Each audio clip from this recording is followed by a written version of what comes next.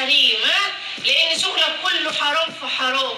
ده انت دلشتك يا راجل ما بتكمليش اكل لاولادك، بتتملي بيره وخمره يا راجل اللي ما تعرفش ربنا. صلاح. السلام عليكم ورحمة الله وبركاته. اللهم صل وسلم وبارك على سيدنا محمد النبي الأمي وعلى آله وصحبه وسلم تسليما كثيرا. حبايبي الحلوين عاملين ايه؟ اللهم اصلح حال فلسطين وحال السودان وحال بلاد العربية أجمعين وحال أولادنا يا كريم، وينجح أولادنا يا رب، ويشفينا ويشفي أمراضنا وأمراض المسلمين، ويرحم موتانا وأموات المسلمين. ازيكم يا حبايبي عاملين ايه؟ نجينا النهارده هنتكلم على اقفل الموضوع. اقفل الموضوع. زكية بتقول اقفلوا المواضيع. عشان ايه؟ هو انت عملت ايه؟ انت بعد ما تطلعي تقولي وتعيدي وتفضحي وتتكلموا وتشتموا في الناس وتطلعوا تقولوا اقفلوا الموضوع؟ يا سلام يا زكية، خلاص هنقفل الموضوع.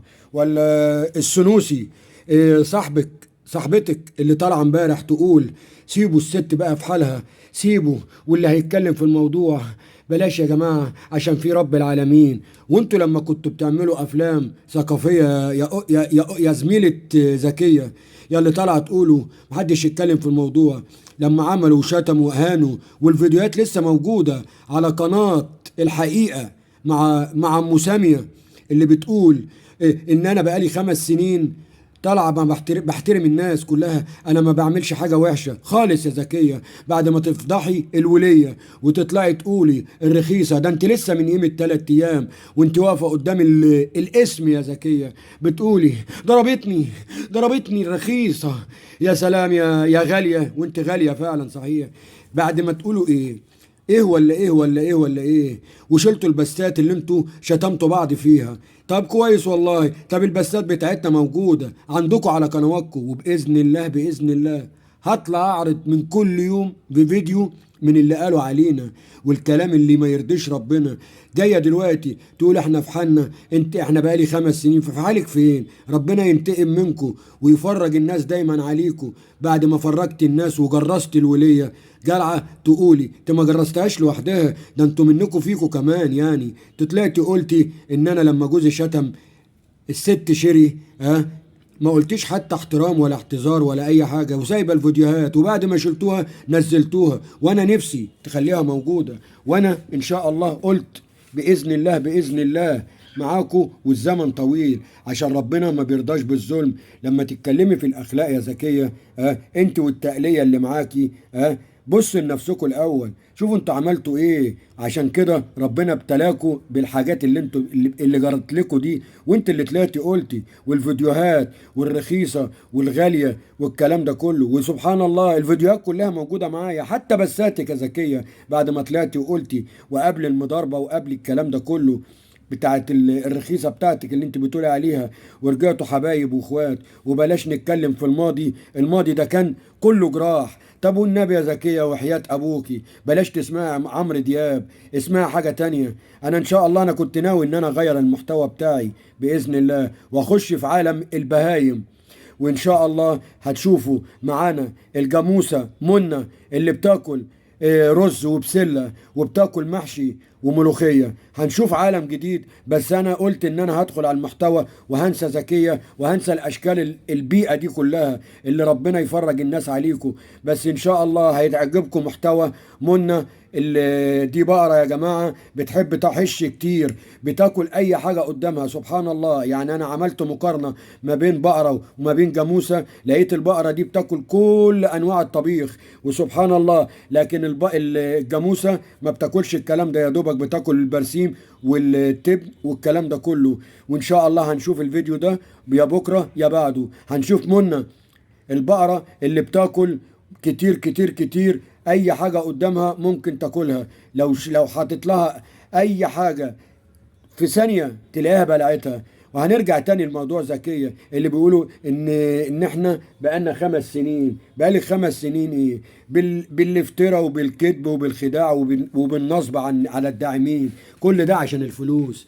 لكن بيقول لك اجري يا ابن ادم جري الوحوش غير رزقك لم تحوش. لكن ما تجيش في يوم وليله يا زكيه بعد ما تطلعي المهلبيه والحلقات اللي انت عملتوها دي كلها، وتطلعي تقولي ده خانتني وما جبتيش سيره على لا مؤاخذه ان شاء الله ربنا هينتقم منه صبح وليل وعصر ومغرب بإذن الله، والمفتريين اللي هم معاكم، عشان ما تجيش تقولي كلام على الولية. وانتوا لما بسايبه الفيديوهات اللي انت حطاها عندنا بتاعتنا يا زكية، والبثات اللي انتوا بتقولوا افظع الكلام يا زكية، ما عشان ربنا ما بيرضاش بالظلم.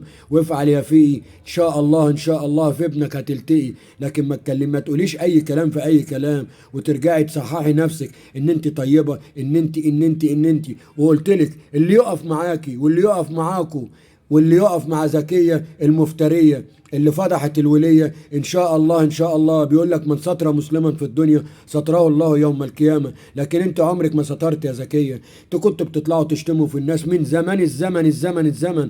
حتى اخت صباح لما طلعت قلت لها وقالت لك انت يا عايزه تشتهري يا ام سامي هشهرك، فاكره انا نزلت الفيديو ده ومعايا التلاجة اللي بتاعته مليانه خمره بتاع رمز اللي بيصلي الصبح والمغرب والفجر والعشاء، بيسلمي لي عليه والنبي يا زكيه. ويا عالم يا مفتريه باذن الله ربنا ما بيداش عنده الحقوق، وكل ساقي سيسقى بما سقى. لكن هتتكلمي في الحقوق يا زكيه، انا ان شاء الله وراكم الزمن طويل، وباذن الله انا كنت هغير المحتوى وهجيب بقر وهجيب جمايس، وهنشوف البقره منى اللي بتاكل اي حاجه قدامها يا جماعه، فول وطعميه، تاكل رنجه، بتاكل طبيخ، بتاكل محشي، بتاكل سبانخ.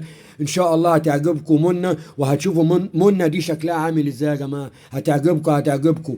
نرجع تاني لموضوع زكيه اللي بتقول ان انا طول عمري وهنشوف المفاجآت الجديدة. يا ترى هتعملي ايه المفاجآت الجديدة؟ هنقول رخيصة تاني ولا هنقول ايه بالظبط؟ ولا هتعملي ايه؟ ولا هتطلعي تاني بالخمرج بتاع النسوان اللي ما عندوش رحمة ولا دين، اللي بيبص لأقرب الناس ليه ولا في أدب ولا في احترام؟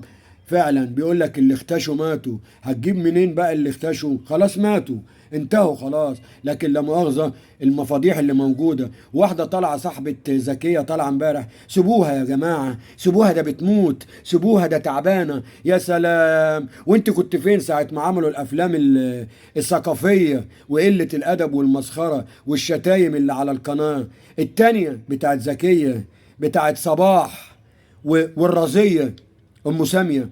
شوفي كده لو ترضيها على نفسك يا صاحبة زكية، يا اللي بتتكلمي في الدين والأخلاق. دلوقتي جايين تتكلموا في الدين والأخلاق، أمال انتوا كنتوا فين من سنين؟ ارجعي كده بالذاكرة لورا كده يا زكية، شوفي العمايل اللي انتوا عملتوها. انتوا بتقولوا شلتوا البثات اللي ما بينكم ما بين بعض عشان اتحط شرط جزائي ودفعتوا فلوس، وكل واحد يخليه في محتواه. وبإذن الله ان شاء الله هنشوف حقنا احنا كمان، عشان ربنا ما بيرضاش بالظلم. بإذن الله. واللي يقف معاك يا زكية واللي يقول عليك طيبة ولا كويسة، بإذن الله ربنا هينتقم منه أشد انتقام بإذن الله. واللي انت عملتيه يا زكية كله انت وعيلتك كلها بإذن الله، والخمرج بتاع النسوان بإذن الله هيترد لكم فيكم وفي صحتكم وفي أولادكم بإذن الله. لكن ان انت تتكلمي عن الشرف وان انا مؤدبة وان انا طيبة، اتكلموا في حته مداريه. بعد ما فرجت على الناس كلها وطلعت فيديوهات وعرضت الفيديوهات يا زكيه وقلتي والضحك والمق والهق والرق، وجايه تتكلمي في الاحترام يا زكيه، انت وصديقتك اللي جايه تقول سيبوها بقى ده بتموت. باذن الله دايما ربنا كبير، يمهل ولا يهمل فيكو بإذن الله. وحسبي الله ونعم الوكيل فيك يا زكية، انت واصحابك واصدقائك واللي يقف جنبك واللي يقولك انت طيبة يا زكية. حسبي الله ونعم الوكيل فيكو. ربنا منتقم جبار، هنشوف فيكي اشد الانتقام. وجايه ترجعي تقولي خلاص انا هشتغل على محتوايا وهنزل الروتينات. انت روتيناتك ايه؟ انت كان روتيناتك كلها فتح وقفل وكراتين، عايزه والضحك على الداعمين. اهم حاجه الفلوس. بيقول لك اجري يا ابن ادم جري روحوش غير رزقك لم تحوش. لكن انتوا اهم حاجه عندكم ان الشقه بتقولي جات عليكي بالخراب باذن الله عشان كلها بفلوس افتراء وضحك على الداعمين من هنا وهنا وهنا وهنا وهنا. والناس اللي بتتكلم يا جماعه ان الست ام ناصر زعلاء، يعني بيزعلوا ان هي بتخش عندنا. والله يا ست ام ناصر واجبك على خاطر، واجبك على راسنا من فوق، واحنا مش نكرين الجميل. ولو حضرتك ما انتش حبانا برضو دي حاجه بتاعتك يا ست ام ناصر، وربنا يبارك لك ويخليكي لاولادك ويخلي الست ام فالح ويصلح احوالكم ويبعد عنكم الحاجه الوحشه يا رب، ويبعد عنكم المنافقين والكذابين. وانت لو شايفه الصح يا ست ام ناصر بعدنا عنك غنيمه، دي حاجة بتاعتك يا ست ام ناصر، بس انت برضو في القلب وفي كل حتة معانا، ان انت موجودة كل وقت، موجودة معانا يا ست ام ناصر. ونرجع تاني اقول لزكية اتقي الله واستغفري ربنا عشان الخمرجي، هترجعي تعيشي عيشتك تاني معاه بعد ما عملت الهلمة.